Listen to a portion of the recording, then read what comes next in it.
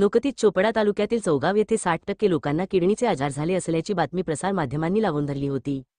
त्यानंतर प्रशासनाला व आरोग्य विभागाला जाग आली व चोपडा पंचायत समितीचे गट विकास अधिकारी, तालुका आरोग्य अधिकारी डॉक्टर प्रदीप लासूरकर, डॉक्टर नितीन अहिरे आरोग्य अधिकारी प्राथमिक आरोग्य केंद्र लासूर व कर्मचारी यांनी घरोघरी जाऊन आरोग्य तपासणी केली तसेच पाण्याचे नमुने तपासणी अहवाल सादर केले। त्यात चौगावात 15 किडनी पेशंट, 3 डायलिसिसवर उपचार घेणारे तर 8 जणांना किडनीला सूज असल्याचे निष्पन्न झाले।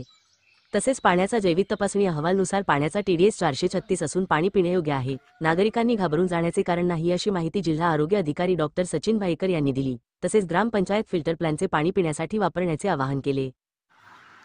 सर, नुकतंच चौगाव या गावात 60% लोकांना किडनीचा प्रॉब्लेम आहे ही बातमी प्रसारमाध्यमात प्रसारित झाली होती। त्यानंतर आपण चौकशीसाठी चौगाव या गावी आलेले।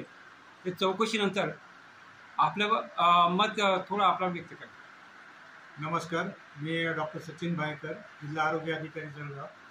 आज चौगाव तालुका चोपडा या गावामध्ये आरोग्य विभागाच्या पूर्ण पथकाने मागच्या 3 दिवसापासून सर्वेक्षण सुरू केलेलं आहे। तर सर्वेक्षणच्या नुसार असं आढळून आलेलं आहे की या गावात पिण्याच्या पाण्याचा जो सार्वजनिक सोर्स आहे तर तो एकच सोर्स आहे, बोरवेल आहे। आणि त्या बोरवेलच्या माध्यमातून गावातील सर्व नागरिकांना पिण्याचे पाणी उपलब्ध होते। या पिण्याचे पाण्याचे जे नमुने आहेत त्यामध्ये 2 प्रकारच्या तपासण्या होतात, रासायनिक तपासणी आणि जैविक तपासणी। तर या दोन्ही तपासणीचा अहवाल पिण्यासाठी योग्य आहे। पाणी पिण्यास कुठलेही काही म्हणजे कारण नाही, अयोग्य नाही आहे आणि पाण्यापासून कुठलेही काही धोका नसल्याचं प्राथमिक निदर्शनास आलेलं आहे। त्यामुळं गावातील लोकांनी पाण्याबद्दल कुठलीही शंका व्यक्त करू नये किंवा पाण्याबद्दल काही अडचणी नाही आहे। तसंच गावामध्ये जवळपास 2,500 लोकसंख्या आहे। या सर्व गावचं आरोग्य विभागाच्या पथकांनी मागील 3 दिवसांमध्ये पूर्ण सर्वेक्षण केलं। तर यामध्ये 3 रुग्णांना किडनीचा आजार असल्याचं दिसून आलं आणि त्यांचा योग्य ठिकाणी उपचार सुरू आहे। त्यांना डायलिसिससुद्धा सुरू आहे। तर त्यांना जो झालेला आजार आहे नेमका कशामुळं ते आत्ता सध्या तरी निश्चित सांगता येणार नाही, परंतु याकरता तज्ज्ञांचं मत घेणं आवश्यक राहील।